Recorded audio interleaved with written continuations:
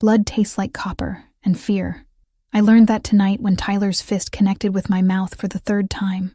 Now I'm sitting in the emergency room at Mercy Hospital, pressing an ice pack against my swollen face while trying to remember how to breathe without my ribs screaming. The intake nurse barely looked at me when I said I fell down the stairs. She's heard it before. I saw it in her eyes. That mixture of pity and frustration that makes my stomach twist. She wrote something on my chart and told me to wait. I've been waiting 23 minutes. I know because I've been watching the clock above the reception desk, counting seconds, trying to focus on anything except the throbbing pain radiating through my entire body. My left arm is purple from wrist to elbow. Tomorrow it'll be darker. Tomorrow I'll need long sleeves again. The ER is chaos tonight. October rain brought accidents, apparently. 2 ambulances arrived since I got here. Sirens wailing, paramedics shouting medical jargon I don't understand despite being a teacher. I should probably know more about anatomy. Then again, I shouldn't need to know which bones break easiest. Hannah Foster? I stand too quickly. Pain explodes through my torso and I have to grab the armrest to keep from falling. The nurse pretends not to notice. Exam room 4, follow me. The hallway smells like antiseptic and bad coffee. We pass rooms with curtains drawn, voices murmuring behind them. Someone is crying softly. Someone else is arguing with a doctor about insurance. Normal hospital sounds. Except none of this is normal. None of this should be happening. Exam room 4 is small and cold. The nurse takes my vitals without speaking. Blood pressure elevated. Pulse racing. Temperature normal. She writes everything down. The doctor will be in shortly. You'll need x-rays for those ribs. She leaves before I can respond. I sit on the paper-covered table, and it crinkles beneath me. The sound is too loud in the silence. I stare at my hands. My knuckles are scraped from when I tried to shield my face. It didn't work. I should call Megan. My sister will be worried if I don't check in. We talk every few days, and she always asks the same question. Are you okay? I always lie and say yes. Tonight the lie would be harder to sell. She'd hear it in my voice. She'd know. Jessica from work texted me earlier asking if I wanted to grab dinner tomorrow. Sweet Jessica, who brought me coffee last week when I looked tired. She doesn't know why I'm always tired. She doesn't know about the nights I spend sleeping in my car because going home feels dangerous. She tried to help once. Suggested I talk to someone. I told her everything was fine. Everyone thinks everything is fine. The door opens. But it's not a doctor. It's a man in a dark suit, tall and broad-shouldered, with the kind of presence that fills a room immediately. He looks at me with eyes that are calculating and intense. Ms. Foster. Not a question. A statement. My heart hammers against my damaged ribs. I'm waiting for the doctor. My name is Franco. He steps inside and closes the door behind him. My employer would like to speak with you. I don't know your employer. Not yet. He gestures toward the hallway. He's in a private room down the hall. It'll only take a moment. Fear spikes through me, sharp and immediate. This is wrong. Everything about this is wrong. I don't think... Please. His tone softens slightly. He heard about your situation. He'd like to help. I don't need help. I fell down some stairs. Franco's expression doesn't change, but something flickers in his gaze. Recognition, maybe. Or disappointment. The stairs, right. He opens the door wider. 5 minutes of your time. That's all he's asking. I should refuse. Should tell him to leave, call for security, make a scene. But there's something in the way he's standing there, patient and calm, that makes me hesitate. And beneath the fear is something else. Curiosity, maybe. Or desperation. 5 minutes, I hear myself say. The hallway feels longer walking back through it. Franco moves with precision, his footsteps measured and quiet despite his size. We pass exam room 3, exam room 2, and stop at a door marked Private Suite. He knocks once. A voice from inside says, "Come in." Franco opens the door and steps aside, letting me enter first. The room is nicer than the one I was in. Actual furniture instead of just an exam table. A small sofa. A television mounted on the wall. And sitting in a chair near the window, with his right shoulder heavily bandaged, is a man who makes my breath catch. He's maybe 35, with black hair and eyes so dark they're almost black too. Sharp features, strong jaw, the kind of face that belongs in movies or magazines. He's wearing a hospital gown, but somehow makes it look deliberate. When he looks at me, I feel exposed in a way that has nothing to do with my injuries. "Thank you, Franco." His voice is low, controlled. "Close the door." Franco does. I hear the soft click and realize I'm alone with a stranger who shouldn't know my name. "Who are you?" My voice shakes despite my effort to sound steady. "Christopher Ravellini." He gestures to the chair across from him. "Please sit. You look like you're about to collapse." He's not wrong. I sink into the chair, grateful to be off my feet. Christopher watches me with an intensity that should feel threatening, but somehow doesn't. I apologize for the unusual approach. I heard the nurses talking about you. About what they think happened. Heat floods my face. They don't know anything. They know what domestic violence looks like. The words land like a punch. I look away, focusing on the window behind him. Rain streams down the glass, distorting the city lights beyond. "I fell," I repeat. "Down the stairs." His tone makes it clear he doesn't believe me. "How many stairs?" "I don't remember." "Did you hit your head?" "No." "Then you'd remember." He leans forward slightly, winces and settles back. "I'm not here to judge you or force you to admit anything. I'm here to offer you a way out." I meet his gaze. "A way out of what?" "Whatever situation led you to this hospital tonight." Anger flares through the fear and pain. "You don't know anything about my situation. I know what it's like to watch someone you care about suffer and feel powerless to stop it." His expression darkens. "I know what it's like to live in fear, and I know what it's like to finally decide you've had enough." Something in his voice makes me pause. There's history there, pain that mirrors my own. "Why do you care?" I ask quietly. Christopher is silent for a long moment. When he speaks again, his voice is rougher. "My mother. She stayed with my father for 16 years. 16 years of broken bones and black eyes and apologies that meant nothing. I was too young to help her for most of it. When I finally got old enough, strong enough, I made sure he never hurt her again."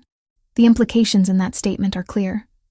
I should be terrified, should run from this room and never look back. But I'm frozen in place, caught between horror and something that feels dangerously close to hope. "I don't know you," I say. "No, but I'm offering you protection, a safe place, resources. Whatever you need to get away from whoever did this to you. I have a sister, Megan. She lives in Brooklyn. She'd worry. You can contact her. Explain that you're safe. I have a job. I teach elementary school. PS 147. My students need me. And you'll return to them when you're ready." I shake my head. "You're talking about leaving my entire life behind. I'm talking about staying alive." The bluntness of it steals my breath. Because he's right. Some part of me, the part I've been ignoring for months, knows that Tyler is going to kill me eventually. It's not a question of if anymore. Just when. "I don't even know you," I say again, weaker this time. Christopher reaches into the pocket of his hospital gown and pulls out a business card. He holds it out to me. "You don't have to decide now, but take this. If you change your mind, if things get worse, if you just need someone to talk to, call that number, day or night. Someone will answer." I stare at the card. Plain white with a phone number printed in black. No name, no business. Just digits that could represent salvation or disaster. "What do you want in return?" I ask. "Nothing." Nobody helps for nothing.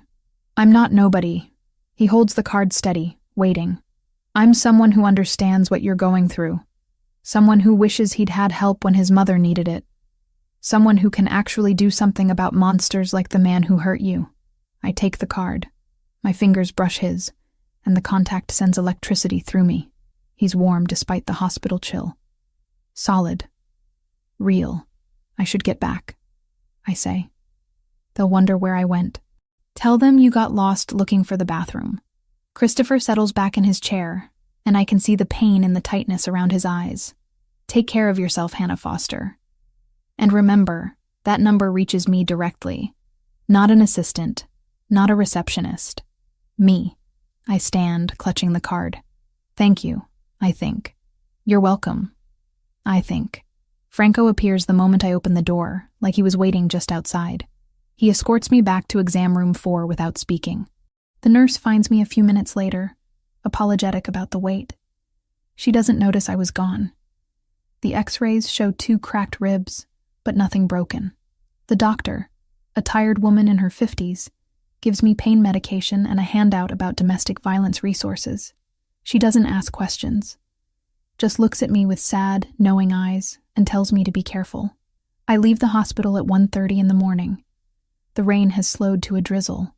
I stand under the overhang at the entrance, trying to decide if I can afford an Uber home or if I need to take the subway. My phone is nearly dead. My wallet holds $17. A black car pulls up to the curb. The window rolls down and Franco looks out at me. Get in. I'll drive you home. I can't. You can. Mr. Ravellini wants to make sure you arrive safely. I'm too tired to argue. Too sore. Too broken in ways that have nothing to do with my ribs. I climb into the back seat. Franco doesn't ask for my address. He already knows it. The realization should disturb me, but I'm beyond caring. I rest my head against the window and watch the city blur past. He drops me at my building in the Bronx 20 minutes later. Remember, he says as I get out. The number on that card. Anytime. I nod and walk inside. 3 flights up to my apartment. Each step agony. Tyler is passed out on the couch, empty whiskey bottles scattered around him. I lock myself in the bedroom and sit on the floor with my back against the door. The business card is still in my pocket. I pull it out and stare at the numbers. Christopher Ravellini, a man who was shot tonight and still found time to offer help to a stranger. A man with dark eyes and darker history. A man who said he understood. I should throw the card away. Should forget this entire night happened. Should go back to pretending everything is manageable. Instead, I tuck the card into my nightstand drawer, beneath the journal I haven't written in for 2 years. Just knowing it's there makes breathing a little easier. Outside my window, the city continues its endless rhythm. Sirens, traffic, lives intersecting and separating in the darkness. Somewhere out there, Christopher Ravellini is recovering from a bullet wound. Somewhere out there, people are making choices that will change everything. I lie down on my bed, fully clothed, and stare at the ceiling until dawn breaks. When morning comes, Tyler will apologize. He'll cry and swear he'll never do it again. He'll be gentle and sweet for exactly 3 days before the cycle starts over. But this time, I have something I didn't have before. A phone number. A choice. A stranger who looked at me like I mattered. I don't know if I'll ever use it. Don't know if I'm brave enough to change my life so drastically. But the possibility exists now. Real and tangible as the card in my drawer. And sometimes, possibility is all you need to survive one more day. 5 days. That's how long it takes for Tyler's apologies to evaporate like morning fog. 5 days of him being sweet and careful. Bringing me tea and saying he's sorry 1,000 different ways. 5 days of me pretending to believe him while my ribs healed enough that I could breathe without wincing. On the 6th day, he stops pretending. I'm in the kitchen making breakfast when he comes out of the bedroom, hair disheveled and eyes bloodshot. He's been drinking again. Started yesterday afternoon and didn't stop. The apartment smells like whiskey and stale air. You going to work today? His voice is flat. It's Monday. Of course I'm going to work. Wearing that? I look down at my gray sweater and black pants. Teaching clothes. Professional. Unremarkable. What's wrong with it? He doesn't answer. Just stares at me with an expression I've learned to recognize. The one that means he's looking for a fight, and any excuse will do. I finish making eggs in silence. My hands are steady despite the anxiety crawling up my spine. I've gotten good at hiding fear. 3 years of practice makes you an expert. Tyler sits at the table, and I place a plate in front of him. He doesn't touch it. Jessica called yesterday while you were sleeping, he says. My stomach drops. What did she say? Asked if you wanted to go out this weekend? Girls' night or some bullshit? His eyes narrow. Why is she calling here? She's my colleague. We work together. You give her our number? She has it from the school directory. Tyler shoves the plate away. Eggs slide onto the table. I don't like her calling here. I'll tell her not to. Yeah, you do that. He stands abruptly and goes back to the bedroom, slamming the door. I clean up the mess and finish getting ready for school. The bruises on my face have faded to yellow-green. Makeup covers most of it. My ribs still ache, but I can function. Function is all that matters. PS 147 is a 40-minute subway ride from our apartment. I use the commute to mentally prepare myself for the day. 23 third graders who deserve a teacher who isn't falling apart. Lesson plans on multiplication and reading comprehension. Parent-teacher conferences scheduled for next week. Normal things. Safe things. Jessica finds me during lunch break. She's 29, blonde, perpetually cheerful in a way that used to annoy me, but now feels like a lifeline. She brings me coffee without being asked. You look better, she says, sitting across from me in the teacher's lounge. Thanks. I feel better. Tyler taking care of you? The question is innocent. She doesn't know. Nobody knows. I've made sure of that. He is. Everything's good. Jessica studies me for a moment. She's not stupid.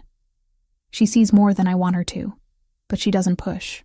Just nods and changes the subject to complaints about the new standardized testing requirements. The rest of the day passes in a blur of children's voices and classroom management. I stay an hour after school grading papers, avoiding the inevitable return home. My phone rings twice. Tyler. I let it go to voicemail. When I finally leave, the October sky is already darkening. I take the subway home and climb the 3 flights to our apartment, with dread pooling in my chest. Tyler is on the couch. More empty bottles. The television playing some sports game he's not watching. He looks up when I enter. Where were you? School. I told you this morning. School ended at 3. I had papers to grade. He stands. I recognize the dangerous stillness in his posture. You think I'm stupid? No. Tyler, I was just what? Just sneaking around? Just lying to me? I wasn't lying. I was at school. Call the office if you don't believe me. That's the wrong thing to say. His face darkens, and he crosses the room in 3 strides. I back up, but there's nowhere to go. My shoulders hit the wall. Don't tell me what to do, he says quietly. Too quietly. I didn't mean... His hand closes around my throat. Not squeezing, just holding. A warning. You think you're so smart. Going to work. Talking to your little friends. Making me look bad. I can't speak. Can barely breathe. His grip tightens slightly. Maybe I should give you another reason to stay home. He continues. Another accident. That would keep you here, wouldn't it? Terror floods through me. Sharp and paralyzing. This is worse than the hitting. This is him realizing he can do more.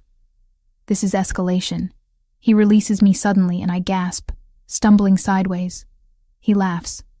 Actually laughs. Relax. I'm just messing with you. He returns to the couch like nothing happened. Order pizza for dinner. I'm hungry. I escape to the bedroom with my phone clutched in shaking hands. Lock the door. Sit on the floor with my back against it. My throat aches where his fingers pressed. Megan calls. I let it ring. She'll hear the fear in my voice and I can't explain. Can't tell her that I'm trapped and terrified and don't know how to get out. Wednesday is worse. Thursday is unbearable. Tyler doesn't go to job interviews he claims to have. Drinks starting at noon. Watches me with eyes that promise violence. I go to school and teach and smile and pretend. Come home and walk on eggshells. Sleep with the bedroom door locked. On Thursday night, he decides he's had enough of pretending too. I'm washing dishes when he comes into the kitchen. Already drunk. Already angry. Who is he? Who is who? Don't play dumb. The guy you're fucking. My heart stops. There's no one. Tyler, I swear. Liar! He grabs a plate from the drying rack and hurls it at the wall. It shatters. I flinch. You think I don't notice? You think I'm that stupid? I'm not seeing anyone. I go to work and come home. That's it. Another plate. Another explosion of ceramic. Then why are you different? Why don't you look at me anymore? I do look at you. You look through me. Like I'm not even here. He's advancing now. I'm backing toward the hallway. Like you're waiting for something better. That's not true. Maybe I should remind you what you've got. His hand shoots out, grabs my arm. The same arm that's still bruised. Pain explodes up to my shoulder. I wrench free and run. Make it to the bathroom. Lock the door as his fist hammers against it. Open the door. Leave me alone. Open it, or I'll break it down. He means it. I can hear it in his voice. Can hear him testing the door frame. It won't hold. Old building, cheap construction, landlord who fixes nothing. My bag is on the bathroom counter. I dumped it there this morning. My phone is inside. I grab it with trembling fingers. The card is still there. Tucked in the inner pocket where I put it 5 days ago and haven't looked at since. White, plain. A phone number that might mean nothing, or might mean everything. I dial before I can talk myself out of it. It rings once. Twice. A man answers on the third ring. Yes? This is Hannah Foster. We met at the hospital. You gave me your number and said... I remember. Christopher's voice is calm, controlled. What's happening? Tyler kicks the door. The frame splinters slightly. I let out a sound that might be a sob. Where are you? Christopher asks. Home. My apartment. He's trying to break down the door. Give me the address. I do. Somehow I remember it despite the terror making my thoughts scatter. We're coming. 15 minutes. Can you stay safe that long? I don't know. Hannah. His voice changes. Becomes urgent. Listen to me. Move anything heavy you can in front of that door. Buy yourself time. We're already moving. I can hear it. Voices in the background. Orders being given. An engine starting. I'm scared. I whisper. I know. Hold on. The line stays open. I can hear him talking to someone. Franco, I think. Giving directions. Telling someone to move faster. Tyler hits the door again. Wood cracks. He's going to get through. I shove the laundry hamper against the door. Then the small bathroom cabinet. It won't hold long, but it might give me minutes. Hannah? Christopher's voice. Still here. 8 minutes. Can you hear sirens? I listen. Nothing yet. Just Tyler cursing and hammering on the door. No sirens. There won't be. We're not police. That should terrify me. Should send up red flags and warning signals. But all I feel is relief. Time stretches, each second lasting hours. Tyler's assault on the door becoming more violent. Wood splintering, the lock bending. Then, suddenly, silence. I hold my breath. Listen. Voices, new ones, male, authoritative. Step back from the door. Franco. I recognize his voice from the hospital. Now. Who the hell are you? Tyler. Slurring. Confused. Someone who's going to give you a choice. You can walk out of here on your own, or we can carry you. Your decision. This is my apartment. You can't... The sound of a scuffle. Tyler shouting. Then nothing. A knock on the bathroom door. Gentle. Hannah. It's Franco. You can open up now. I move the hamper, the cabinet. My hands are shaking so badly I can barely turn the lock. The door opens and Franco is there, looking exactly as I remember. Calm. Professional. Behind him, the apartment is empty except for broken dishes and overturned furniture. Where is he? Being secured. Mr. Ravellini is downstairs. He'd like to speak with you. I step into the hallway on legs that barely support my weight. Everything feels surreal. Like I'm watching this happen to someone else. Christopher is in the building entrance, still wearing a sling on his right arm. When he sees me, something in his expression shifts, becomes gentler. Are you hurt? I shake my head. Can't speak. Get whatever you need from the apartment. You're not staying here tonight. Where? Somewhere safe. Somewhere he can't find you. Christopher looks at Franco. Help her pack. 5 minutes. Franco escorts me back upstairs. I move through the apartment like a ghost, grabbing clothes, toiletries, my laptop. Everything fits in one bag. My entire life reduced to essentials. Downstairs, a black SUV idles at the curb. Christopher opens the back door for me. I climb in, clutching my bag. The city passes outside the windows. I watch without really seeing.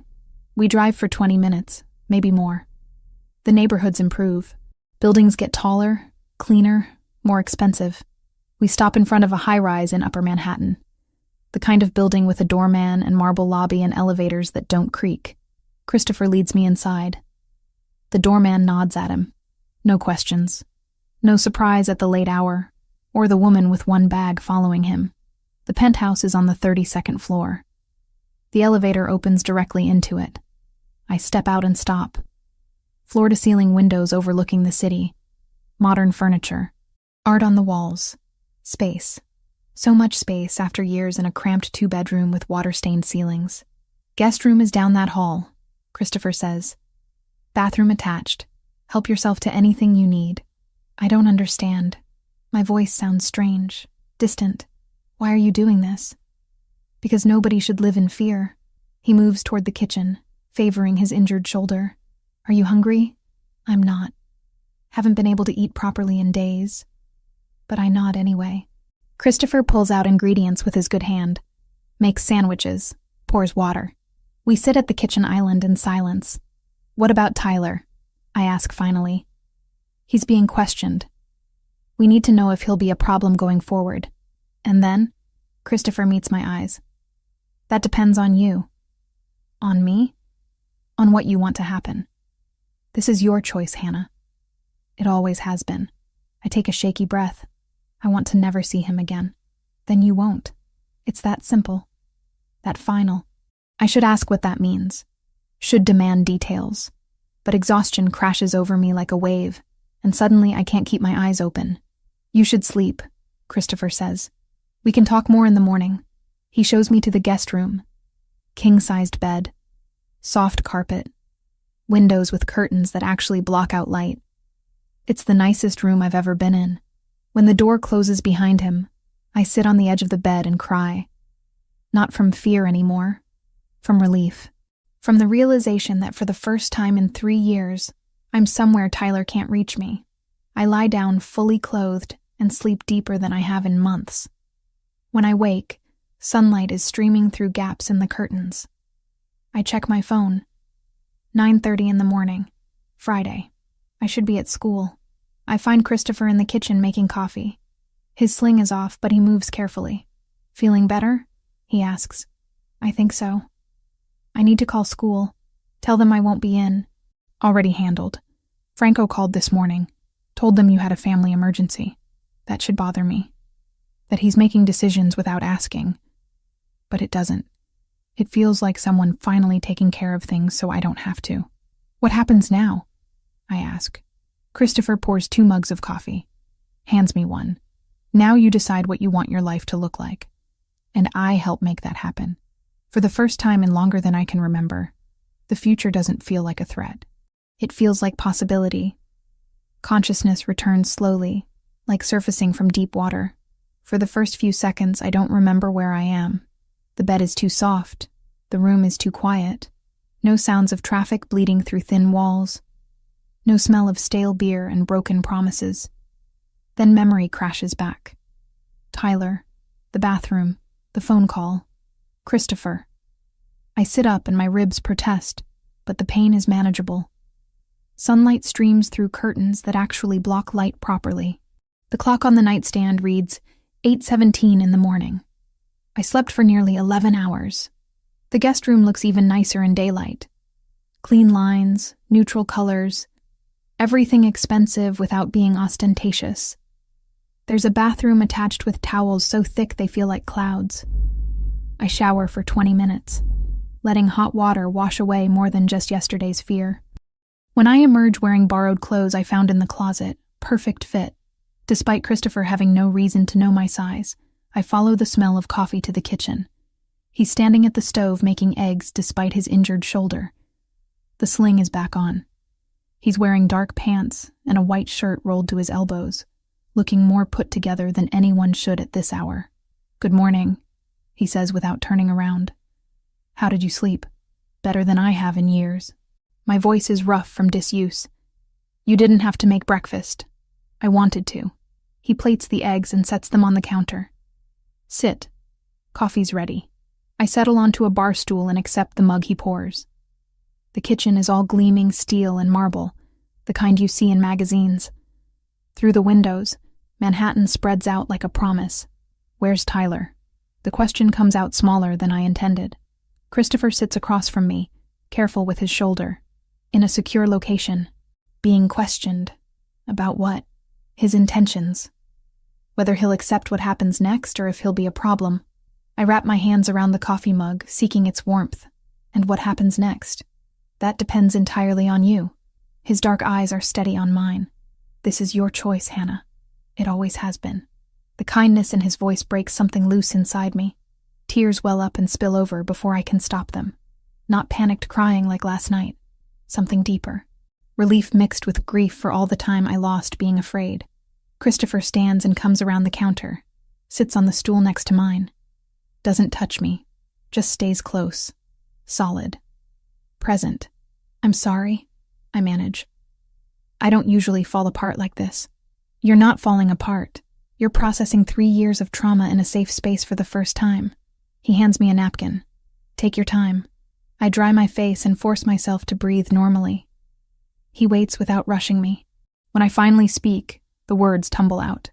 It wasn't always like this. Tyler was different at first. Sweet, attentive. He made me feel special. I stare into my coffee. The first time he yelled at me, he apologized for hours. Said he was stressed about work. I believed him. Abusers are excellent at apologies. It got worse so gradually I didn't notice. He didn't like my friends. Thought they were bad influences. I stopped seeing them. He said my graduate program was taking too much time away from us. I dropped out. He got jealous if I talked to male colleagues. I stopped going to faculty events. Christopher's jaw tightens, but he doesn't interrupt. The first time he hit me was 2 years ago. Backhanded me during an argument. He cried after. Swore it would never happen again. I laughed bitterly. It happened again 3 days later. Then it became normal. As long as I didn't make him angry, as long as I did everything right, I'd be okay. Except his definition of right kept changing. Why did you stay? The question isn't accusatory. Just curious. Like he genuinely wants to understand. Fear mostly. He said if I left, he'd find me. Make me regret it. And I believed him. I meet Christopher's eyes. Also shame. I'm a teacher. I'm supposed to be smart.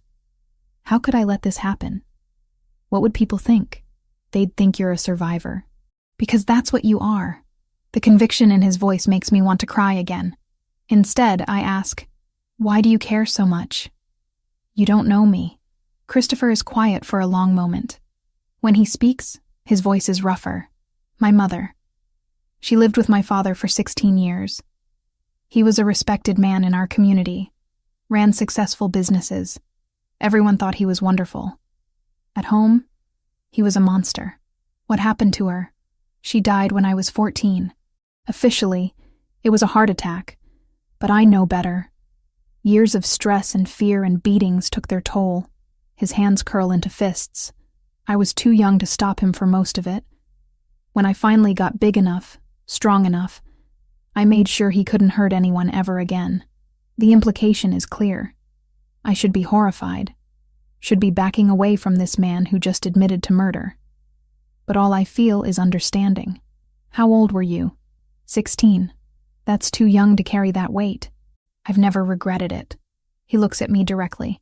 My father was evil. Some people are. Tyler is one of them. And you don't owe him mercy just because society says you should. I process this carefully. What exactly are you suggesting? I'm suggesting you decide what you want to happen. Tyler can be warned severely and released. Given money to leave the city and never contact you again. Or he can be dealt with permanently. Your choice. You mean killed. I mean removed as a threat. Forever. My hands shake. I set down the coffee before I spill it. That's not a choice anyone should have to make. No. But it's the reality of your situation. He will come back eventually. Men like him always do. So you either spend the rest of your life looking over your shoulder, or you end the threat. This is insane. I stand, pace to the windows. The city stretches below. Millions of people living normal lives. I can't just decide whether someone lives or dies. You already have. You chose to live. That's the important part. I turn to face him. What are you, Christopher? Really? He doesn't hesitate. I'm the head of a criminal organization, the Ravellini family. We control territory, businesses, operations that aren't strictly legal. I inherited leadership when I was 22 after my father's death. So you're a mafia boss. That's what people call it, yes. And you kill people. When necessary. When they threaten what's mine or break agreements or hurt innocents. He stands, walks closer. But I have rules. We don't traffic humans. We don't sell drugs to kids. We don't harm civilians who aren't involved. We protect our people and our territory. That doesn't make it right. No, it doesn't. But it's the world I operate in. He stops a few feet away. I'm not asking you to approve of what I do. I'm offering you protection and resources. In exchange, I ask nothing except that you make decisions for yourself, instead of out of fear. I study his face. Dark eyes that don't waver. Strong features that hold secrets and violence, and something that looks almost like hope. Why me? I whisper. You could help anyone. Why did you choose me? Because when I heard those nurses talking about you, I saw my mother. And I saw myself at 14, powerless to help her. This time I'm not powerless. This time I can actually do something. The honesty in his words cuts through all my reservations. He's not a hero, not a savior, just someone who understands and has the means to help. I need to call my sister, I say. Megan. She lives in Brooklyn and she'll be worried if she doesn't hear from me. Of course. Use my phone if yours isn't working. I retrieve my phone from the guest room. It's dead. Christopher gives me a charger and I wait for it to power up. Megan answers on the second ring. Hannah? Thank God. I've been trying to reach you. I'm okay. Better than okay, actually. I take a breath. I left Tyler. Silence. Then. What? When? Where are you? Last night. I'm staying with someone who's helping me. A friend. What friend? Hannah, are you safe? I'm safe, I promise. I just need a few days to figure things out. I'm coming to get you. Tell me where you are. No. Megan, please. I need space right now. I need to process everything. I'll call you every day, okay? But I need you to trust me. More silence. I can hear her breathing, deciding whether to push. You swear you're safe? You swear this isn't Tyler manipulating you? I swear. Tyler is gone. This is my choice. Okay. She doesn't sound convinced, but she's backing off. But I want to see you soon. Like, within the week. Deal. I love you. Love you too. Be careful. I end the call and find Christopher watching me from the kitchen doorway. She took that better than expected, I say. She loves you. She'll accept what you need. Next call is harder. The school. I dial the main office and get the receptionist. PS 147, how may I help you?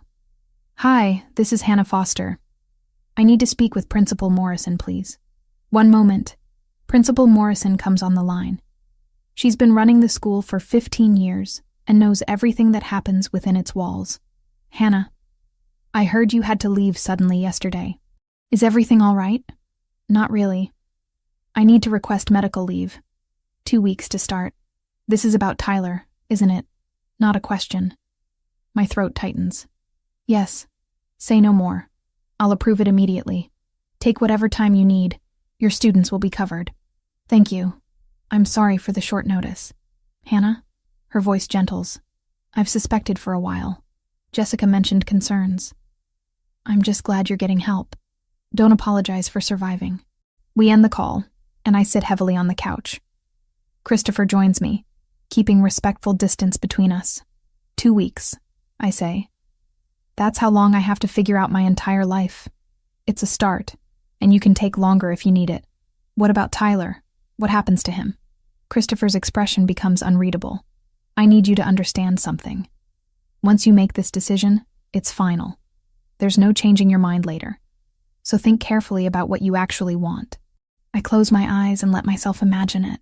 Tyler still existing somewhere in the world. Always a threat.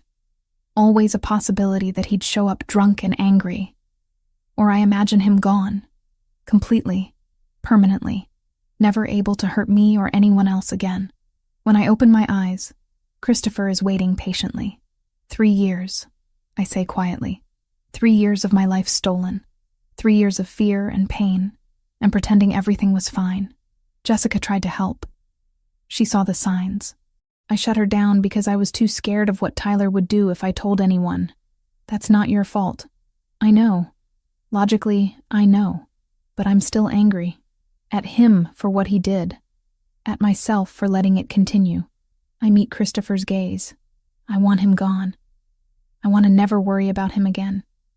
I want to live without fear. Then he'll be gone. Just like that. Just like that. The simplicity of it should disturb me. Should trigger moral outrage. But all I feel is relief washing over me like a wave. What do I owe you for this? I ask. Nothing. You owe me nothing. People don't do things for free. I do. When it matters. He stands, offers me his hand. Come on, let's get you settled properly. You'll stay here as long as you need. No pressure, no expectations, just safety. I take his hand and let him pull me up. His palm is warm, calloused, steady. For the first time since I can remember, I feel like maybe everything actually will be okay. 10 days pass in a strange kind of peace. I settle into Christopher's penthouse like a guest who doesn't quite belong, but isn't asked to leave. He gives me space, asks nothing of me, and somehow that makes it harder to maintain emotional distance. I wake each morning to coffee already made and breakfast waiting. We eat together, mostly in silence, but it's comfortable. He works from home, takes calls in his study with the door closed, speaking in low tones that I don't try to overhear. I read books from his extensive library, watch the city through floor-to-ceiling windows, and slowly remember what it feels like to breathe without fear. The nightmares come anyway. I wake gasping, convinced Tyler is breaking down the door. Christopher appears within minutes every time, standing in the hallway outside my room, asking quietly if I'm all right. He never comes in uninvited, never assumes, just waits until I say I'm fine, then disappears back to his own room.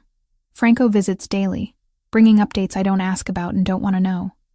Tyler is gone. That's all that matters. How or where or in what condition, I've learned not to question. On the 10th morning, everything changes. I'm curled up in the library reading when I hear voices in the entryway. Multiple voices. Male. Urgent. I set down my book and move to the doorway cautiously. The living room is filling with men. Dozens of them. All dressed in dark suits, all carrying themselves with the kind of controlled violence that makes my pulse spike. They don't notice me standing in the shadows, too focused on Christopher, who's directing them with quiet authority. Adriano, secure the perimeter. Joseph, make sure the feed is encrypted. Franco, bring him when I signal. Him. Someone is being brought here.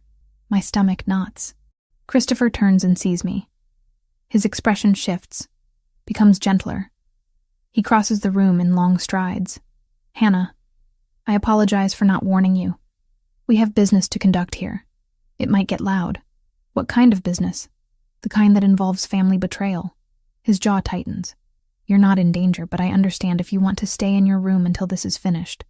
I should. Should retreat to safety and pretend I don't know what he is, what he does. But something in me rebels against hiding anymore. I'll stay. Christopher studies my face. You're sure? I want to understand your world if I'm living in it. He nods slowly. Then stay in the library. Watch if you need to, but don't intervene. Whatever you see, whatever you hear, it's necessary. The men continue arriving. I count 23 before I lose track. They fill the living room, standing in formation like soldiers awaiting orders. Christopher moves among them, speaking to each briefly, his presence commanding without being loud. Franco arrives with another man in tow. This one is younger, maybe late 20s, with dark hair and features similar to Christopher's. Family resemblance is unmistakable. Roberto. Christopher's voice could cut glass. Thank you for joining us. What's this about? Roberto's bravado is undermined by the tremor in his voice. He knows. Whatever he did, he knows he's caught. Gentlemen, Christopher addresses the room. 10 days ago, someone leaked information about our shipment routes to the O'Sullivan family in Boston. 3 of our trucks were intercepted.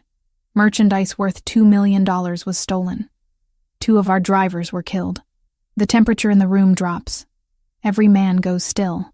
I've spent those 10 days tracking the leak, following the money, tracing communication patterns. Christopher pulls out a folder, tosses it onto the coffee table. Roberto, care to explain why your personal account received $50,000 from an O'Sullivan shell company the day before the attack? Roberto's face drains of color. That's not what it looks like. No? Then explain what it looks like. I don't have to explain anything to you. Wrong answer. I can see it in how every man in the room shifts slightly, hands moving toward weapons they haven't drawn yet. Christopher's expression doesn't change, but something about him becomes more dangerous. You're right, you don't have to explain.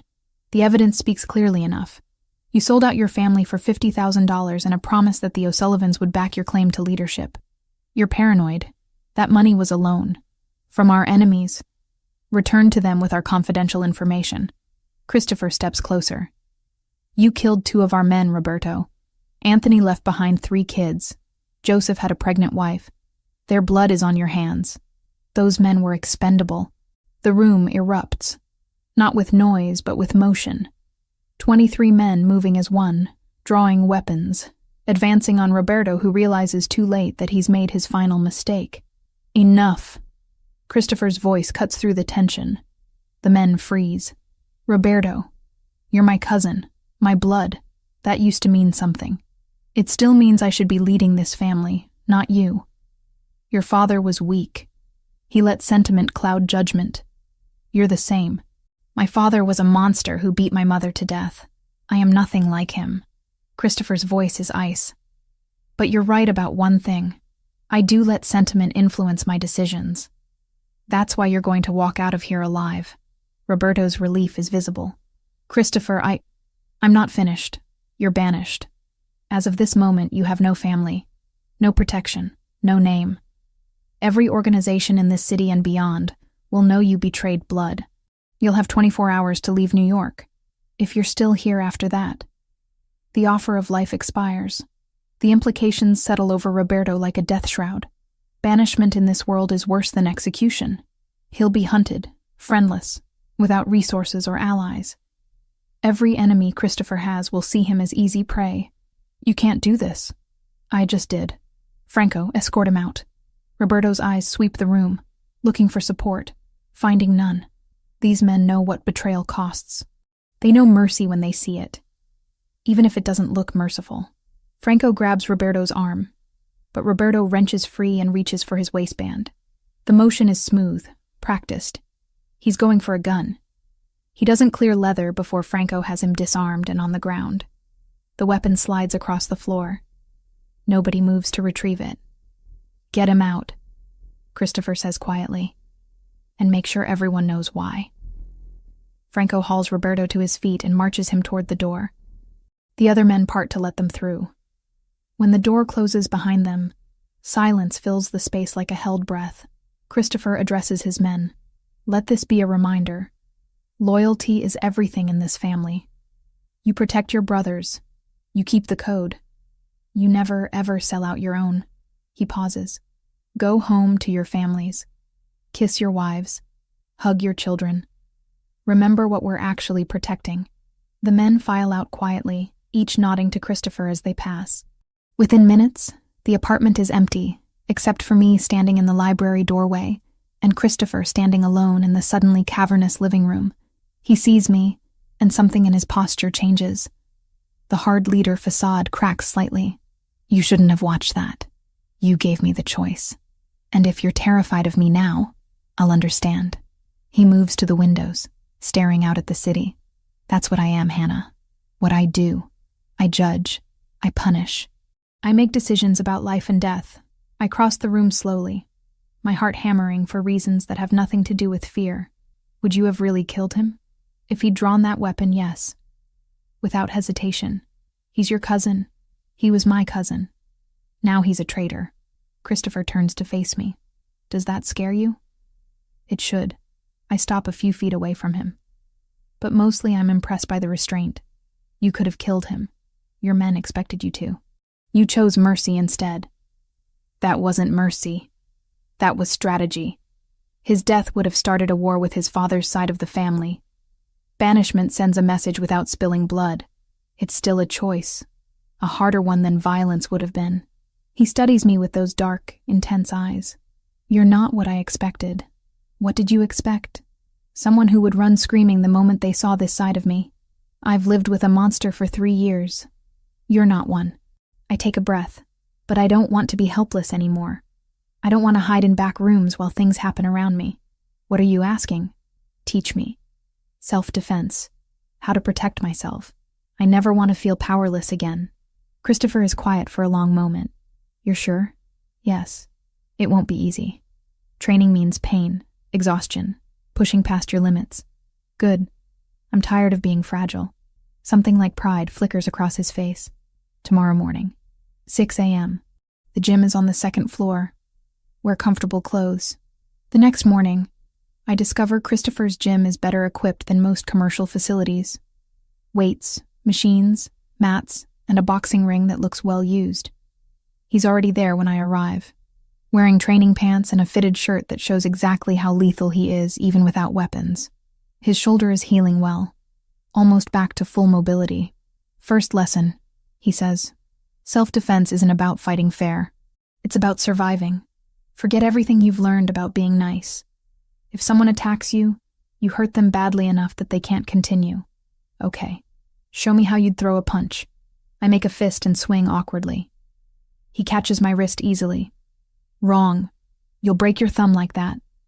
He adjusts my hand, his fingers warm against my skin. Thumb outside. Power comes from your legs and core, not your arm, like this. He demonstrates. The movement is efficient, controlled, devastating. We spend 2 hours on basic strikes. Punches, palm strikes, elbows. My muscles scream, but I don't stop. Can't stop. Every movement is reclaiming power Tyler stole from me. Christopher is patient, correcting my form repeatedly, never frustrated. When I finally land a proper strike on the training pad he's holding, his approval is genuine. Better, again. By the end of the week, training becomes my favorite part of each day. Christopher pushes me hard, but never past what I can handle. He teaches me where to hit to cause maximum damage, how to break holds, where the body's vulnerable points are. But it's more than just technique. It's the way he watches me with focus that borders on intensity, how his hands linger when adjusting my stance, the heat that builds between us in those close moments on the mat. I'm starting to feel something I shouldn't. Something dangerous. Attraction to the man who saved me, to the darkness wrapped in discipline, to the violence tempered by unexpected gentleness. I tell myself it's gratitude. Stockholm Syndrome, maybe. Anything except what it actually is. But late at night, alone in my room, I can't stop thinking about him. And that terrifies me more than anything Tyler ever did. I closed the book when the sun finally edged the windows, pulse steadier than when I'd started. It was absurd and bloody and larger than life, but it reminded me of something simple. Survival isn't pretty. It's practiced. People who love you anchor you back to yourself. I wasn't a queen, and there were no silver chains or councils in my world. But suddenly, I could breathe. When the kettle clicked off in the kitchen, I put the paperback back on the shelf and went to meet the day I actually had. 3 weeks after leaving Tyler, I wake to find Christopher sitting at the kitchen island with his coffee, expression darker than usual.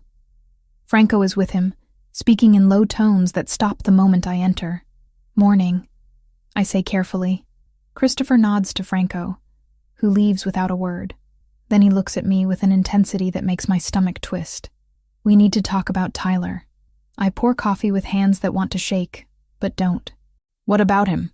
He's been in our custody for 3 weeks. We've confirmed he has no family who'll come looking. No employer to file reports. No friends who care enough to investigate. Christopher pauses. The question is what happens next. I sit across from him, wrapping both hands around my mug. You said he'd be dealt with. I said he'd be removed as a threat. There are different ways to do that. He holds my gaze. Option 1. We release him with enough fear and money to disappear. Send him to another state, another life, with clear understanding that returning means death. He'd come back eventually. Probably. Which brings us to option 2. Christopher's voice doesn't change. Permanent removal. He disappears completely. No trace. No possibility of return. The words hang between us. He's asking me to authorize murder. To make a choice no one should have to make. How much time do I have to decide? As long as you need. But understand that every day we keep him is a risk. He's volatile, angry, making threats. Eventually something will give. I think about Tyler's hands around my throat. His promises to make me regret leaving. 3 years of escalating violence that would have ended with my death. If you release him, he'll find me. Maybe not tomorrow or next month, but eventually. And next time, he might actually kill me. I won't let that happen. You can't watch me forever, Christopher. I meet his eyes. And I don't want to spend my life looking over my shoulder, waiting for him to appear. Then what do you want? The question is simple. The answer isn't. I want to never think about him again. I want to wake up without fear. I want him gone. My voice drops. Permanently. Christopher nods once. Then it's done. Just like that? Just like that. He stands, moves around the island to where I'm sitting. His hand covers mine, warm and steady. This is on me, Hannah. Not you. You're just choosing to live without fear. The rest is my responsibility. Will you tell me when it's finished? If you want to know, I do. He squeezes my hand gently. Then I will. 3 days later, Franco pulls me aside while Christopher is in a meeting. It's handled. Tyler Grant was officially reported as a missing person yesterday. His landlord filed after unpaid rent. Police will investigate but won't find anything. Where is he? I need to know. Gone. Permanently. You'll never see him again. Relief crashes over me so hard my knees weaken. Franco steadies me with a hand on my elbow. You okay? I think so. I look up at him. Thank you. For everything. Thank the boss. He's the one who cared enough to act. The guilt comes later. That night, lying in bed, I processed the fact that I authorized someone's death. Tyler was terrible, abusive, dangerous. But he was still human. And now he's gone because I said the word. I cry for the first time since it happened. Not for Tyler, but for the weight of the choice. For the knowledge that I can never undo this. Christopher knocks softly on my door around midnight. Hannah? Can I come in? Yes. He enters, sees me curled on the bed with tear-stained cheeks, sits on the edge without asking permission. Talk to me. I killed him. I know you did the actual act, but I gave the order. That makes me responsible. No. That makes you a survivor who protected herself. His voice is firm. Tyler would have killed you eventually. Maybe in another beating. Maybe when you tried to leave. But it would have happened. You chose life over death. There's no shame in that. Then why do I feel guilty? Because you're a good person. Because taking life, even a life that threatened yours, isn't easy. He touches my hand carefully. But guilt doesn't mean you made the wrong choice. It means you understand the weight of what happened. That's human. I grip his hand like a lifeline. Will this feeling go away? Eventually. With time and help. He pauses. Which is why I've arranged something. There's a therapist, Dr. Lauren Price. She specializes in trauma recovery. I'd like you to meet with her. Therapy? 3 sessions a week to start. More if you need it. She's discreet, experienced, and has worked with people in similar situations. Similar how? People who've experienced violence, who've had to make impossible choices, who need help processing without judgment. Part of me wants to refuse. Admitting I need therapy feels like admitting Tyler won, that he broke me. But the smarter part, the part that wants to heal, knows Christopher is right. Okay, I'll meet with her. Good. He stands but doesn't leave. Hannah, I need you to hear something. What happened to Tyler doesn't define you. How you move forward from here does. After he leaves, I lie awake thinking about that. About defining myself by healing instead of trauma. It's a nice thought. I hope it's possible. Dr. Lauren Price has an office in Midtown, warm and comfortable with soft furniture and art that doesn't try too hard. She's maybe 45, with kind eyes and an air of competence that puts me at ease immediately. Hannah, thank you for coming. I know this isn't easy. Christopher said you specialize in trauma. I do. Specifically trauma related to domestic violence and difficult life choices. She settles into her chair. Let me be clear about something. This space is confidential. What you tell me stays between us, unless you're in immediate danger. Christopher won't have access to our sessions. That surprises me. He's paying you, though. He is. But therapy doesn't work if you can't be honest. So whatever we discuss, it's yours alone. The first session is hard. Dr. Price asks about my relationship with Tyler, and speaking it all out loud makes it more real. But she doesn't judge. Doesn't tell me I should have left sooner, or make me feel stupid for staying. She just listens and asks questions that help me understand my own patterns. By the third session, I'm talking about the choice I made regarding Tyler's fate. Do you regret it? She asks. I don't know. I'm relieved he's gone, but I feel guilty about that relief. Guilt and relief can coexist. They're not mutually exclusive. She leans forward slightly. Hannah, you didn't cause Tyler's violence. You didn't choose to be abused. You did choose to survive. That's what we're working with here. The sessions help more than I expected. Not because they make the guilt disappear, but because they give me tools to process it. To separate what I'm responsible for from what Tyler chose to do. My 2-week medical leave is ending, and I'm not ready to return to school. The thought of standing in front of my classroom, pretending everything is normal, makes anxiety spike through me. Christopher finds me staring at my phone one morning, trying to compose a message to Principal Morrison. What's wrong? I need more time off, but I don't know how to ask. What if they say no? What if I lose my job? Then I'll support you until you find another one. He sits beside me, but I doubt they'll refuse. What if you offered to teach remotely for now?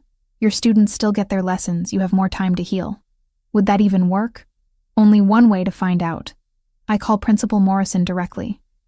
She answers on the second ring. Hannah, how are you feeling? Better, but not ready to come back yet. I take a breath.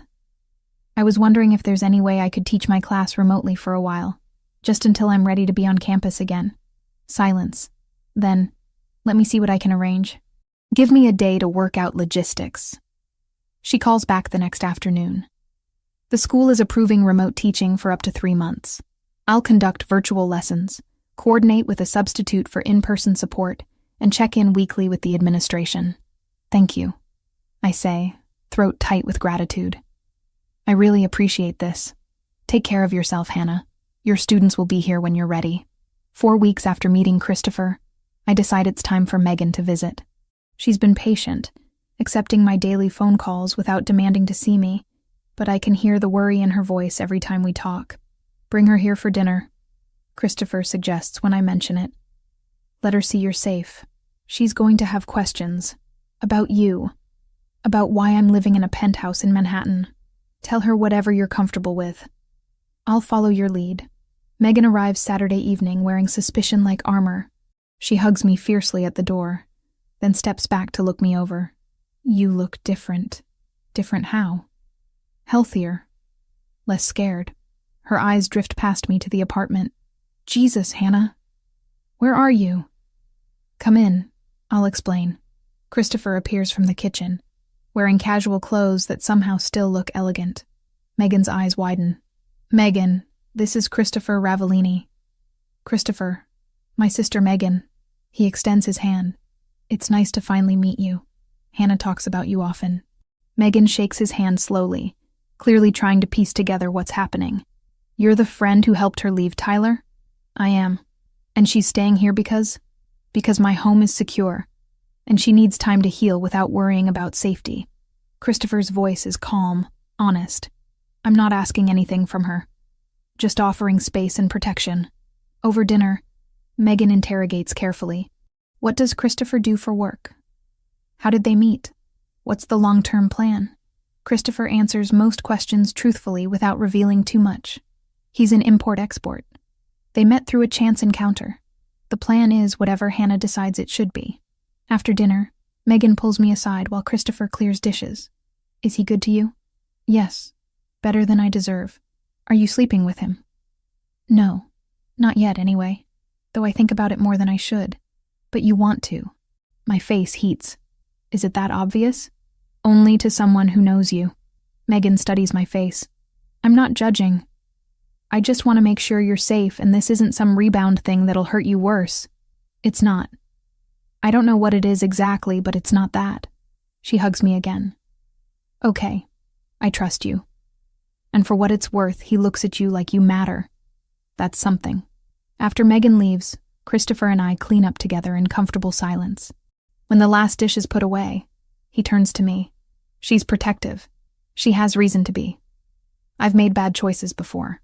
And now I'm trying to make better ones. We drift to the balcony, looking out over Manhattan lit up like stars brought to Earth. The air is cool, but not cold. Christopher stands close enough that I can feel his warmth. Thank you, I say quietly, for everything, for saving me, for giving me space, for arranging therapy, and letting Megan visit, and just being patient. You don't need to thank me. I do, though. I turn to face him. You've given me my life back. You did that yourself. I just provided resources. Christopher. I step closer. Stop being noble for 1 second and let me be grateful. He laughs softly. All right. You're welcome. The space between us is charged, electric. I've felt this building for weeks. During training sessions when his hands adjusted my stance. At breakfast when our eyes met over coffee. Late at night when I lay in bed knowing he was just down the hall. I'm tired of pretending I don't feel it. I close the distance and kiss him. For a heartbeat, he freezes. Then his control shatters and he's kissing me back with an intensity that steals my breath. His hand cups the back of my head, fingers threading through my hair. My hands fist in his shirt, pulling him closer. When we break apart, we're both breathing hard. Hannah, his voice is rough. Are you sure? Because if we do this, it changes everything. I'm sure. I've been sure for weeks. You're healing. You're vulnerable. I don't want to take advantage. I kiss him again to shut him up. This time he doesn't hesitate. Lifts me easily, my legs wrapping around his waist as he carries me inside. We don't make it to a bedroom. Fall onto the couch in a tangle of limbs and desperate kisses. Clothes disappear. His hands map my body like he's memorizing territory. I explore the hard planes of his chest, the scars that tell stories he hasn't shared yet. When he enters me, it's slow and deliberate. Not rushed, not desperate. Just profound in a way that makes my eyes sting. You okay? He whispers against my neck. Yes. Don't stop. He doesn't. We move together until the world narrows to just this. Just us. Just the feeling of being completely connected to another person in a way I've never experienced. After, tangled together on the couch, his fingers trace patterns on my bare shoulder. I've wanted this for a while, he admits. Me too. I just didn't know if you felt the same. Hannah. He tilts my face up to look at him. I haven't felt this way about anyone, ever. It terrifies me. Why? Because you matter. And in my world, things that matter become targets. Then we'll be careful. There's something you need to know. The Cartel del Golfo. They've been pushing for access to territory I control. Negotiations aren't going well. Things might get dangerous soon. How dangerous? War dangerous. I should be terrified. Should pull away and protect myself. Instead, I press closer. Then I guess we'll face it together. He holds me tighter, and I feel the shift between us. This isn't just attraction or gratitude. It's something deeper, more permanent, something worth fighting for. Outside, the city continues its endless rhythm. Inside, everything has changed. 8 weeks. That's how long it's been since that night in the hospital when Christopher offered me a card and a way out. 8 weeks of healing, training, therapy, and falling in love with a man who rules Manhattan's underworld with iron discipline and unexpected tenderness. The cartel issue has been growing like a tumor. Christopher tries to shield me from the details, but I hear things. Conversations cut short when I enter rooms. Franco's increasingly tense expressions. The way security around the penthouse doubled, then tripled. This morning, Christopher finds me in the home office I've set up for remote teaching. My laptop displays 23 third graders in a virtual classroom, all talking at once about the book we're reading. All right, everyone, I say, smiling at the screen. Remember your homework. We'll discuss Chapter 5 on Monday. A chorus of goodbyes, then silence. I close the laptop and find Christopher leaning in the doorway, arms crossed, watching me with an expression I can't quite read. What? I ask. You're good with them. The kids. They're why I became a teacher. I stand, stretch muscles tight from sitting. What's wrong? You have that look. What look? The one that says you're about to tell me something I won't like. He crosses to me, takes my hands. The Cartel del Golfo attacked 2 of our warehouses last night. Killed 2 men. They're escalating. My stomach drops. Are you okay? Is Franco? We're fine. We weren't there. His jaw tightens. But this is war now. They want access to port operations I control. I've refused. They're trying to force my hand. What does that mean for us? It means you stay here. No going out without my approval and heavy security. I can't risk them using you against me. Part of me wants to argue. I've spent 3 years being controlled, told where I could and couldn't go. But this is different. This is protection, not possession. And the fear in his eyes is real. Okay, I agree. I'll be careful. He kisses my forehead. Thank you. But careful feels like suffocating after 3 days. I'm teaching online, doing therapy via video call, and staring at the same walls until I want to scream. When Megan texts asking if we can meet for lunch, I jump at the chance. Christopher is in a meeting when I find Franco in the kitchen. I want to see my sister. Just for lunch. Brooklyn. That cafe she likes on 5th Avenue. Franco's expression is carefully neutral. The boss won't approve. Then I'll go without approval. Hannah. He sighs. You know I can't let you do that. So come with me. Bring whoever you need. But I'm going crazy locked in here, Franco. I need to see my sister. He studies me for a long moment, then pulls out his phone. I'll arrange it. 4 guards minimum. You don't leave their sight. Christopher finds out, of course. Calls me while I'm getting ready. Franco told me about your plan. I'm sorry I didn't ask you directly. But Christopher, I need this. I need to feel like I still have a life outside these walls. Silence. Then, 4 guards. You stay in public spaces. Any sign of trouble, you leave immediately. I promise. Hannah, his voice drops. If something happens to you, I won't recover from it. Do you understand? Nothing will happen. It's just lunch. The cafe in Brooklyn is exactly as I remember. Small, cozy, smelling of coffee and fresh bread. Megan is already there when I arrive, flanked by Franco and 3 other men who position themselves strategically around the space. This is subtle, Megan says dryly as I slide into the booth across from her. Christopher's being cautious. Because of the cartel thing? She lowers her voice. I Googled him, hon. Christopher Ravellini. Articles about organized crime, territory disputes, violence. What are you doing with someone like that? Surviving. Healing.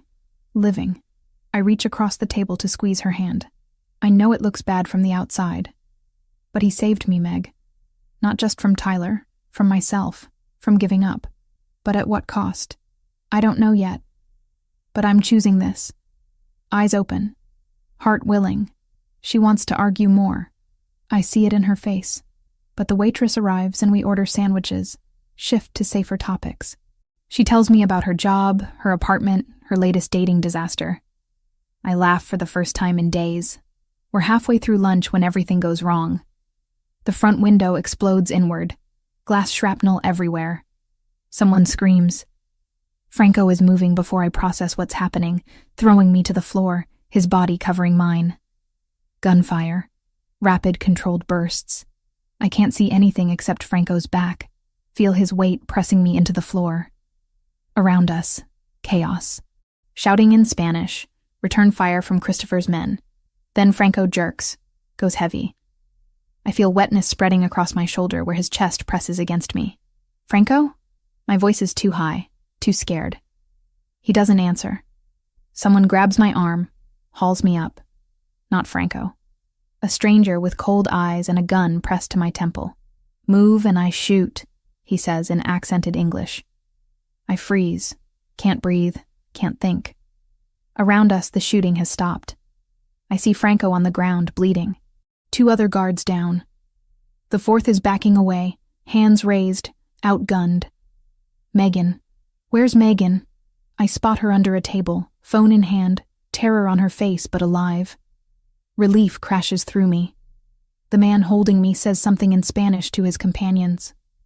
They laugh. Then he's dragging me toward the shattered window, toward a black van idling at the curb. I try to fight, use techniques Christopher taught me. But the gun at my head makes every movement a calculated risk. He shoves me into the van and everything goes dark as someone pulls a bag over my head. The van moves. I count turns, trying to maintain orientation. Left, right, straight for what feels like 10 minutes. Right again. My training with Christopher surfaces through the panic. Observe, remember, survive. They remove the hood in what smells like an abandoned warehouse.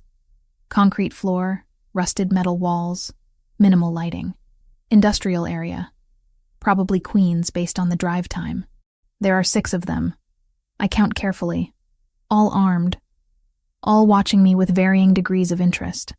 The leader steps forward. Older, maybe 50, with a scar running from his temple to his jaw. You are Christopher Ravellini's woman. Not a question. Who are you? Fernando Silva, Cartel del Golfo. He circles me slowly. Your man has something I want. Port access. Territory. He refuses to negotiate. So now we negotiate differently. He won't give you anything because you took me. No? Silva smiles. We'll see. One of his men sets up a camera. Silva pulls me to my feet, positions me in frame. When I try to resist, someone hits me. Hard. My vision whites out. Blood fills my mouth. Look at the camera, Silva orders. I do. Glare into the lens with all the hatred I can summon. Silva films for 30 seconds, then nods. The camera stops. Send it. Let Ravellini see what we have. They tie me to a chair after that. Industrial zip ties that cut into my wrists. My face throbs where I was hit. I can feel my lips swelling. Taste blood. Think. I force myself to focus through the pain. 6 men. 2 exits I can see. 1 loading dock door. 1 regular door. Guards rotate every hour. They speak Spanish, assuming I don't understand. But I catch enough. Christopher has 6 hours to respond to their demands. After that, they start sending pieces of me. Dr. Price's voice echoes in my head. Techniques for managing panic. Breathe in for 4. Hold for 4. Out for 4. Hold for 4. I do it. Again and again until my heart rate slows from crisis to just terrified. Time passes in a blur. I don't know how long. Could be 2 hours? Could be 5. The warehouse is cold. My body aches. But I stay focused, stay alert, watch for opportunities. Then I hear it. Distant. The sound of vehicles approaching fast. Silva hears it too. He's on his feet, barking orders. His men move to positions, weapons ready. The loading dock door explodes inward. I scream reflexively. Can't help it. Smoke fills the space. Gunfire erupts from every direction. I can't see anything. Can't do anything except press myself as flat as possible in the chair, trying to become small, invisible, anything to avoid the bullets flying past. The shooting is deafening. Organized chaos. Christopher's men moving like a military unit. Silva's men falling back, outmatched. A figure emerges from the smoke. Christopher. Moving with lethal precision, weapon raised, face a mask of cold fury I've never seen before. Our eyes meet. Relief crashes through his expression for 1 second before it hardens again.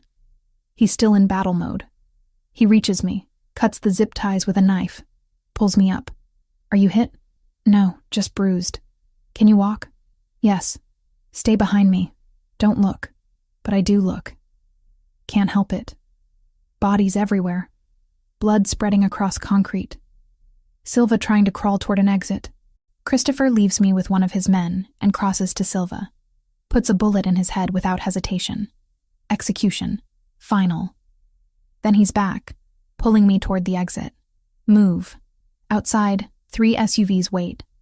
Franco is there, bandaged but alive, directing operations. I nearly sob with relief. Christopher pushes me into the back seat, climbs in after. The vehicle moves before the door closes. Hospital, he barks to the driver. I'm okay, I protest. You're bleeding and bruised. Hospital. His tone leaves no room for argument. I lean against him and let the adrenaline crash hit. My hands start shaking.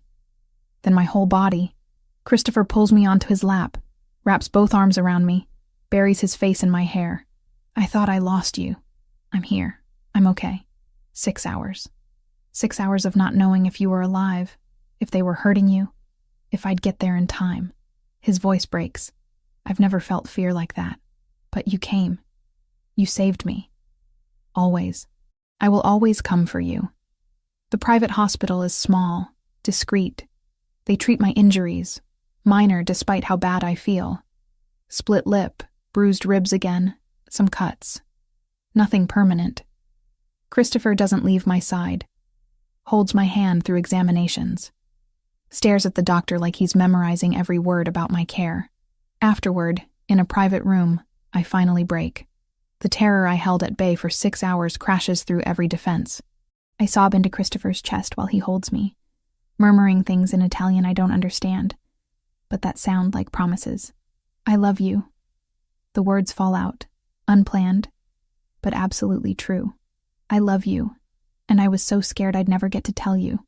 He pulls back to look at my face, hands cupping my cheeks with devastating gentleness. Say it again. I love you.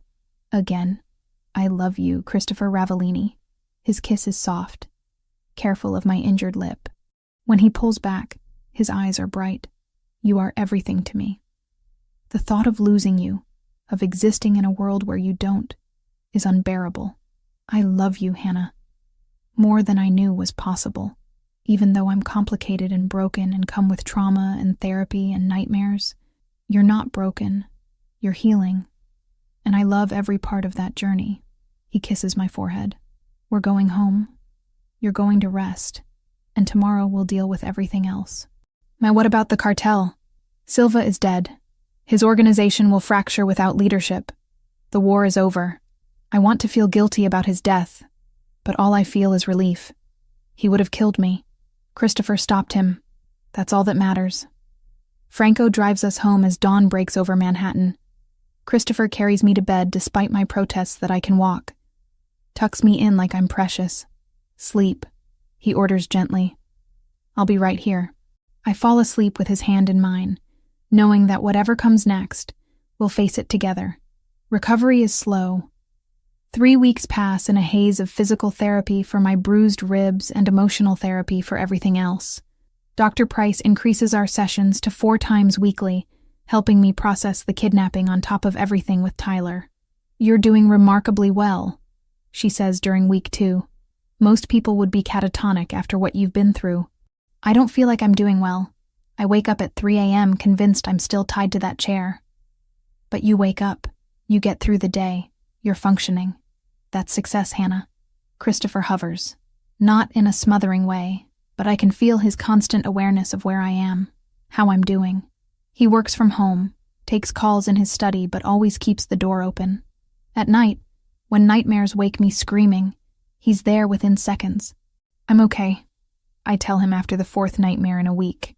You don't have to keep checking on me. I'm not checking on you. I'm making sure you know you're not alone. He sits on the edge of my bed. There's a difference. Maybe there is. Maybe that's why it doesn't feel suffocating. 12 weeks after that night in the hospital, I'm sitting in Christopher's study watching him work through financial reports when something clicks in my brain. A pattern I've seen 3 times now in the numbers he's reviewing. Can I see that? I gesture to the spreadsheet on his laptop.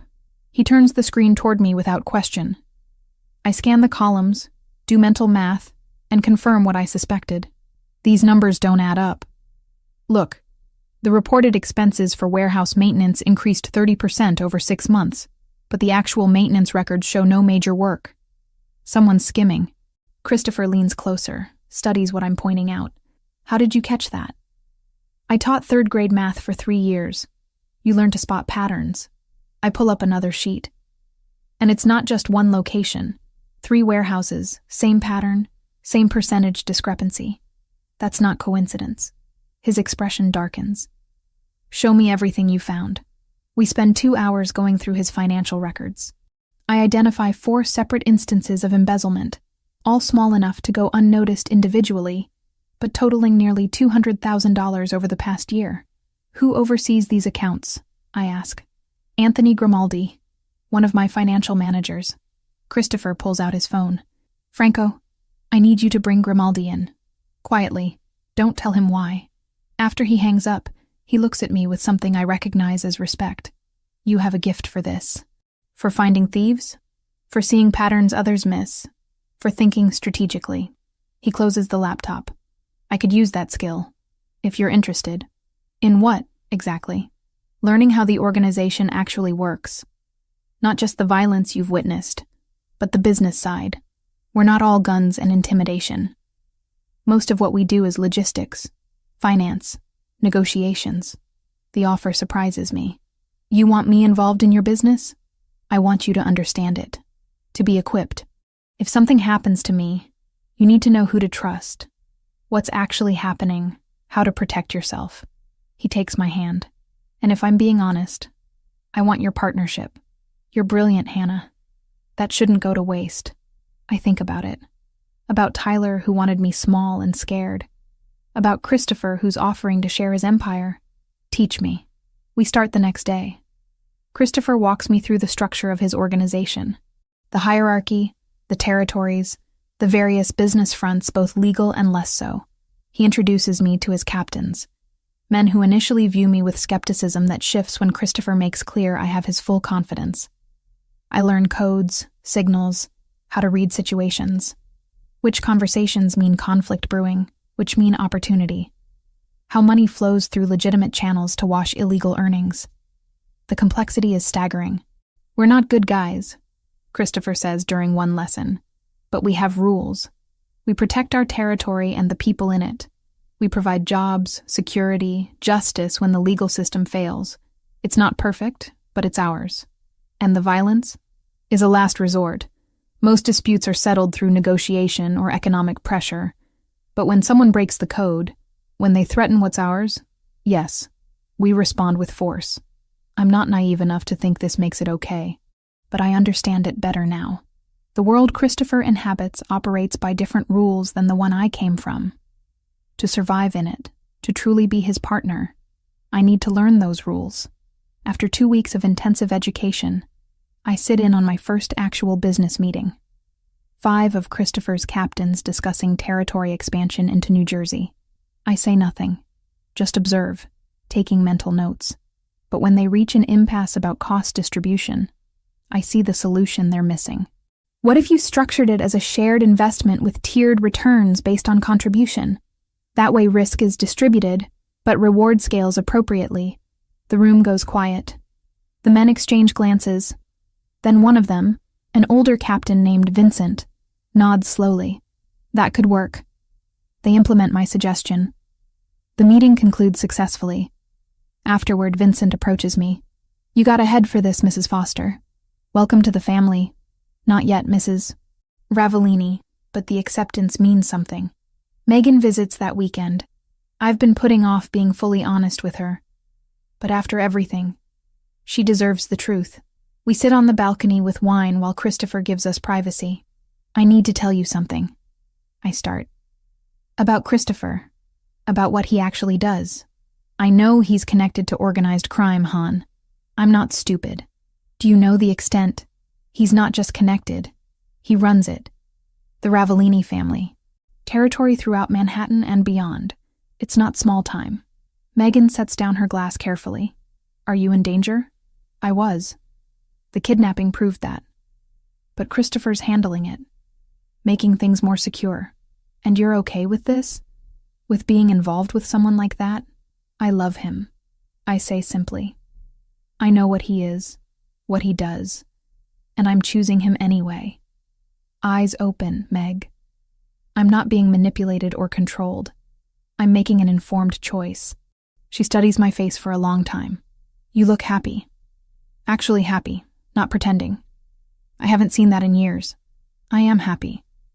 For the first time since before Tyler, maybe before that, I feel like myself, strong, capable, loved. Then I support you. She squeezes my hand.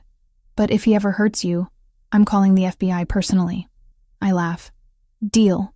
3 months after the kidnapping, I'm ready to return to teaching. Not remotely anymore. In person, at PS 147, with my actual students. Christopher arranges discreet security. 2 guards posing as school maintenance staff, always within range but never obvious. My classroom feels the same, but I'm different. Stronger. More present. Jessica nearly tackles me when I walk into the teacher's lounge. Hannah, oh my God, I was so worried. We all were. Are you okay? I am now. Thank you for not giving up on me, even when I pushed you away. You're my friend. I wasn't going anywhere. She pulls back to look at me. You seem different. Good different. A lot has changed. I'll explain over coffee sometime. I'm holding you to that. My students are excited to have me back. 23 third graders with so much energy and enthusiasm, it's overwhelming in the best way. I'd forgotten how much I love this, how teaching gives me purpose beyond survival. The routine helps. Lesson plans, grading papers, parent conferences. Normal things that make me feel human again. 15 weeks after that first night in the hospital, Christopher takes me to dinner at an Italian restaurant I've never seen before. The entire place is empty except for us. Did you rent out the whole restaurant? I ask, as we're seated on the rooftop terrace. I own it. Figured privacy would be appreciated tonight. The Manhattan skyline glitters around us, 1,000 lights promising infinite possibilities. Dinner is perfect, conversation flowing easily like it always does between us now.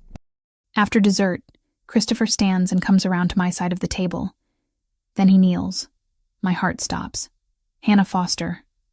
3.5 months ago, you walked into an emergency room thinking your life was over. Instead, you changed mine completely. He pulls out a small velvet box. You're the strongest person I've ever met. You've survived things that would break most people and come out the other side more beautiful for it. I love you more than I knew was possible to love another human being. He opens the box.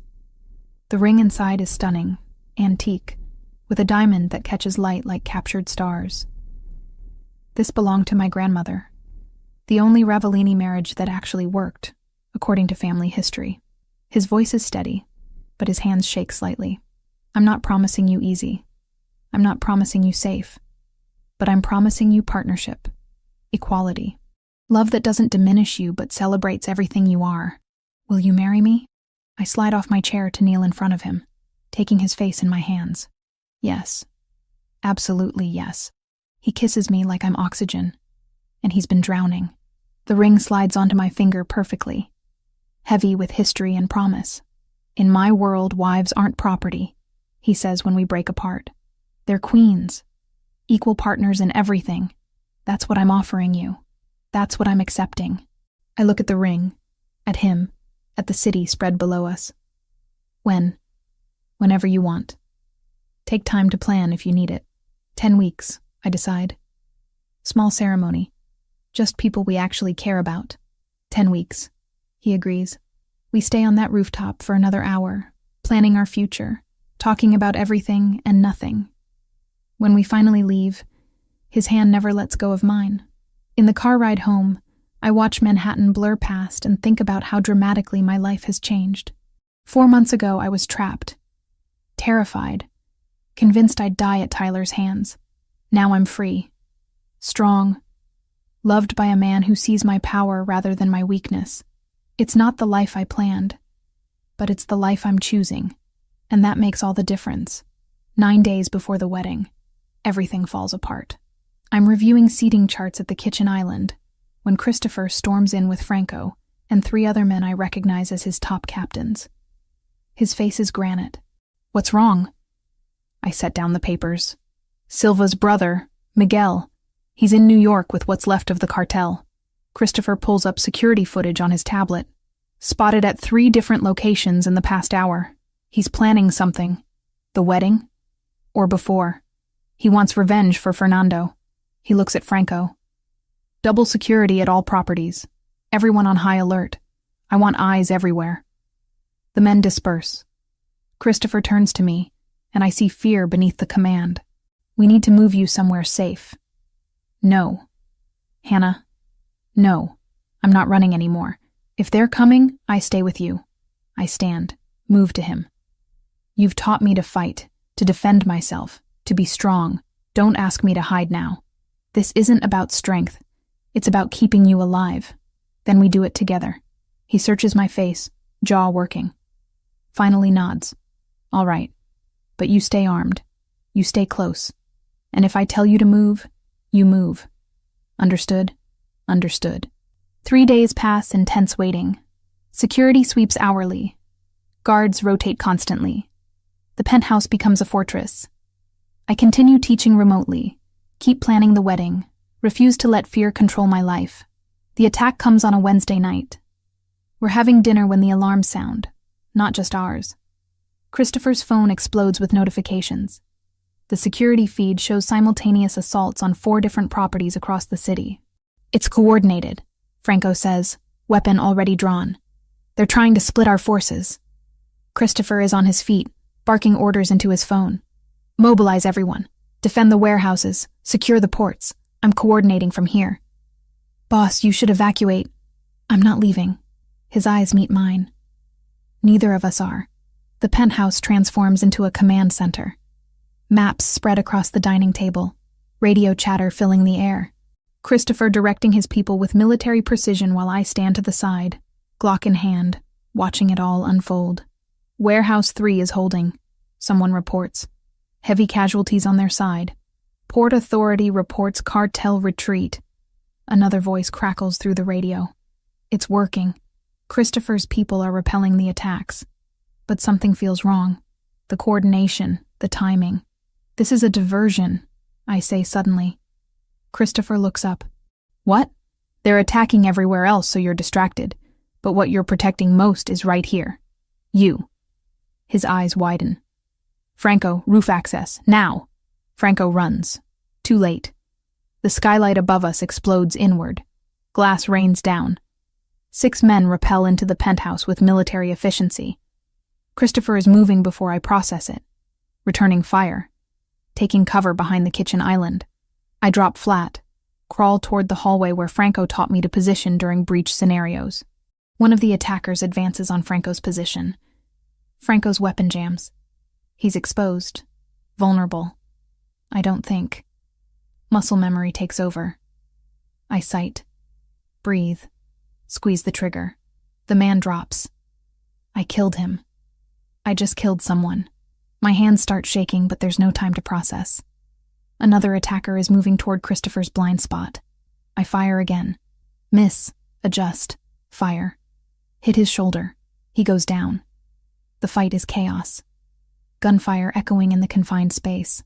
Smoke from weapons filling the air. Christopher fights with lethal grace. Franco recovers, joins the defense.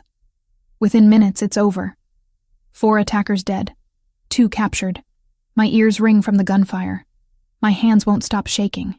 Christopher appears in front of me, checking for injuries. Are you hurt? I shake my head. Can't speak. Can't do anything except stare at the body of the man I killed. He's maybe 30. Young. Dead because I pulled the trigger. Hannah. Christopher's hands frame my face. Look at me. You saved Franco's life. You defended our home. This was necessary. I killed someone. The words come out broken. You survived. That's what matters. But it doesn't feel like survival. It feels like something fundamental has changed inside me. For a beat, the room narrowed to a ringing hush, a bright circle where my breath wouldn't quite catch. My brain labeled the moment, alive, still alive, and only then did the wider world rush back in. Boots, shouted orders, the harsh scrape of glass across stone. The aftermath is mechanical. Christopher's people arrive to clean up, remove bodies, repair damage. Police don't come. In Christopher's world, these things are handled internally. Franco approaches me while Christopher coordinates. Thank you. You saved my life. I had to. Your family. Yes, we are. He squeezes my shoulder. And what you did, that weight you're feeling, it's normal. Talk to the boss. He understands. Hours later, when the penthouse is finally secure and empty except for us, I sit on the balcony staring at the city. Christopher finds me there, wraps a blanket around my shoulders, sits beside me. Tell me what you're feeling. I took a life. I know it was self-defense. I know he would have killed Franco, but I still took a life, and I can't stop thinking about whether he had family, whether someone will mourn him, whether I had the right. Hannah, he takes my hand. What you're feeling proves you're still human. Still good. The fact that it weighs on you means you haven't become the kind of person who kills easily. He pauses. But you did what was necessary to protect the people you love. There's no shame in that. How do you live with it? All the deaths you've caused? By knowing the alternative was worse. By choosing the lesser evil when there are no good options. His thumb traces patterns on my palm. And by having someone like you remind me that this weight matters. That we should feel it. We sit in silence for a long time. Processing. Healing. Eventually, exhaustion pulls me toward sleep. Come on, Christopher says gently. You need rest. 3 days later, Christopher brings me to a meeting I don't expect. A warehouse near the docks, neutral territory. Across from us sit 3 men in expensive suits.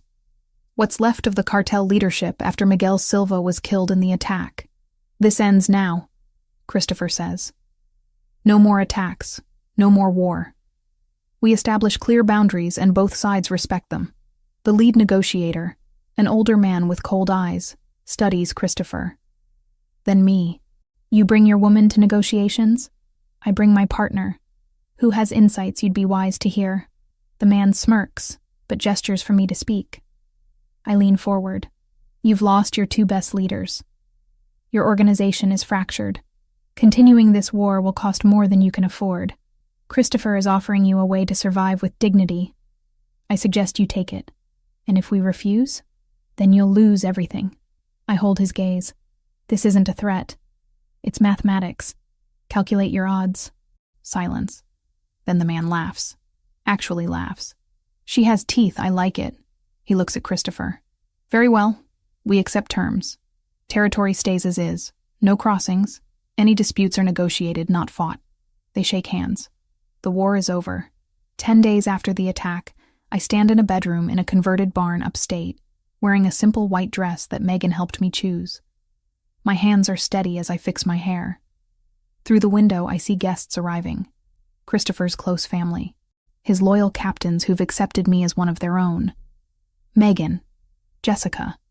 A few teacher colleagues who think they're celebrating my marriage to a successful businessman. You look beautiful, Megan says, adjusting my veil. Are you ready? Yes, I am.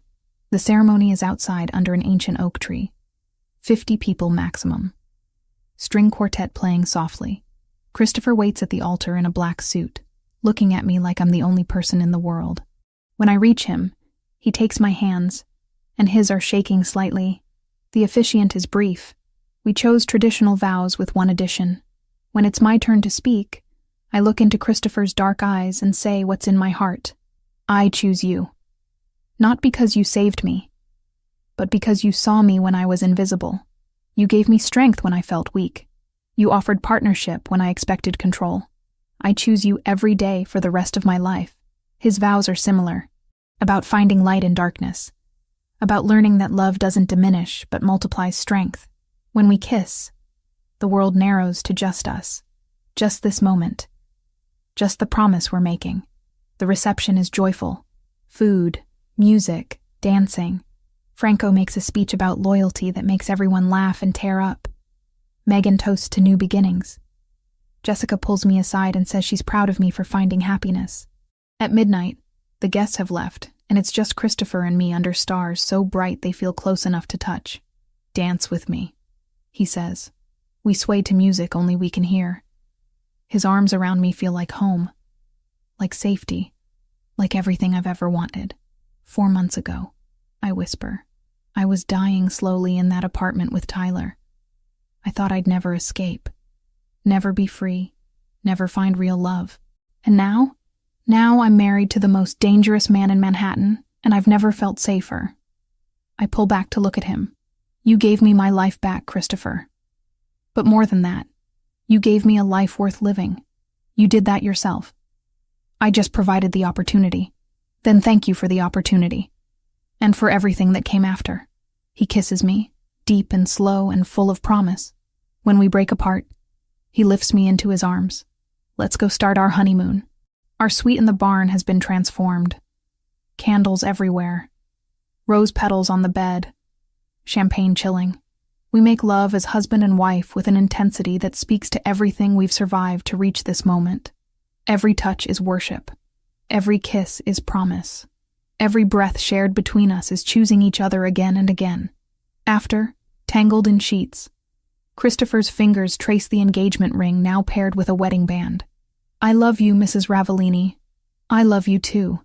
I fall asleep in his arms, completely at peace. Morning comes soft and golden. I wake before Christopher, take a moment to just watch him sleep. This man who rules an empire with iron control looks almost vulnerable in sleep. Human. Mine. I think about the journey that brought me here. The hospital, the fear, the training, the kidnapping, the killing. Every moment built toward this, toward choosing strength over fear, partnership over submission, love over safety. Christopher's eyes open. Find mine immediately. He smiles. Good morning, wife. Good morning, husband. Ready for whatever comes next? I think about it. About the world we live in. The dangers still present. The choices I'll have to make. And I realize the answer is simple. With you? Always. Because that's what this is. What we are. Two survivors who found each other in the darkness and chose to build something unbreakable together. It's not perfect. It's not safe. But it's ours. And I wouldn't change a single thing.